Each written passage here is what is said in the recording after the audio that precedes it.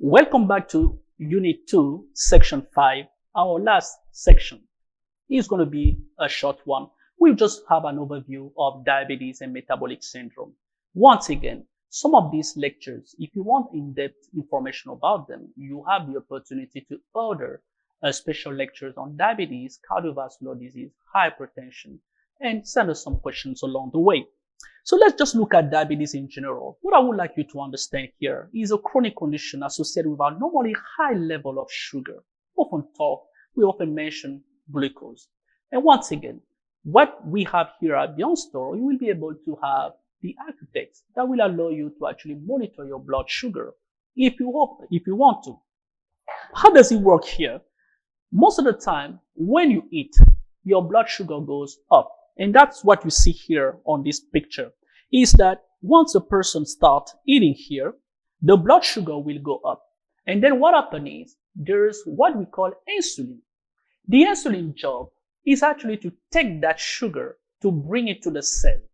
Okay? But when do we have diabetes, my friends? We have diabetes when suddenly the insulin is not working. Why the insulin not working? I'm going to show you something very, very simple. It's like a key. If you have a key of your house and you come to your house and somebody put a gun by the door, even though you have the right key, the key won't be able to open your door. That is what is happening with the problem of insulin and diabetes. A very simple one. Let me just put it here. We call this one, let's call it the insulin. Okay? And here we have our sugar. And here we have our cell. So we need a sugar to go here to the cell.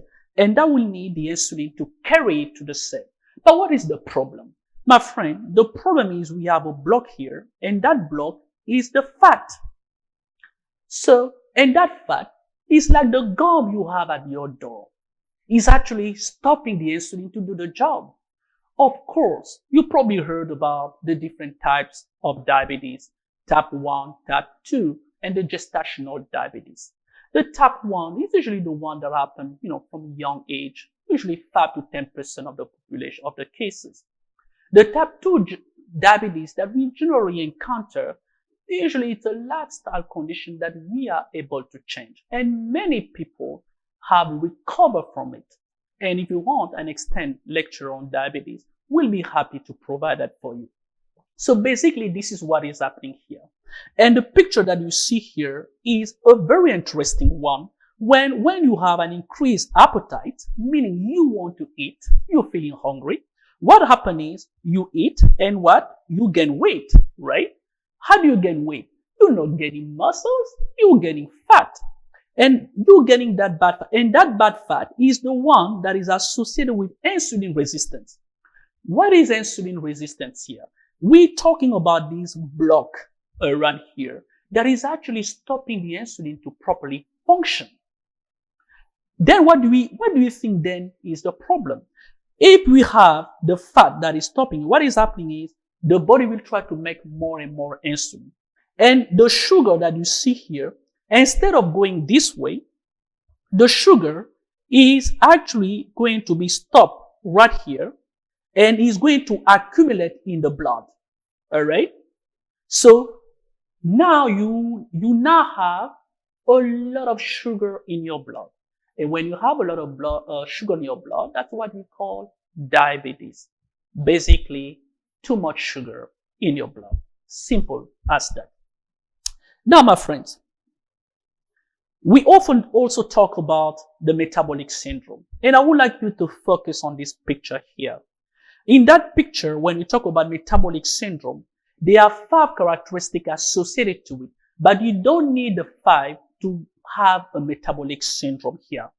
So the metabolic syndrome, as I wrote here, is a group of 5 risk factors that increase the likelihood of developing heart disease. What is the first one here? We talk about obesity. Okay? We talk about what? We talk about insulin resistance. We just mentioned insulin resistance. And insulin resistance, what did we say? We say that it was associated with obesity as well. And what do we also know? We also know that people who are obese are likely to also have problem with high blood pressure. So this is something that we have to look at. And the blood pressure here, remember we mentioned it, we don't want it to be over 120. So if you have elevated blood pressure, you have insulin resistance, and you are obese, then you already qualify in terms of metabolic syndrome. So my friends, remember that obesity is central to many problems. Because of obesity, you have a chance to develop type 2 diabetes. Because of obesity, there's a risk that you develop heart disease. Because of obesity, there's a bigger chance that you have high blood pressure.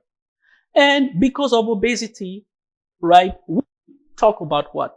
We talk about, there's a possibility for you to have all these high-level cholesterol in your body, have a heart attack, and have, in some cases, stroke.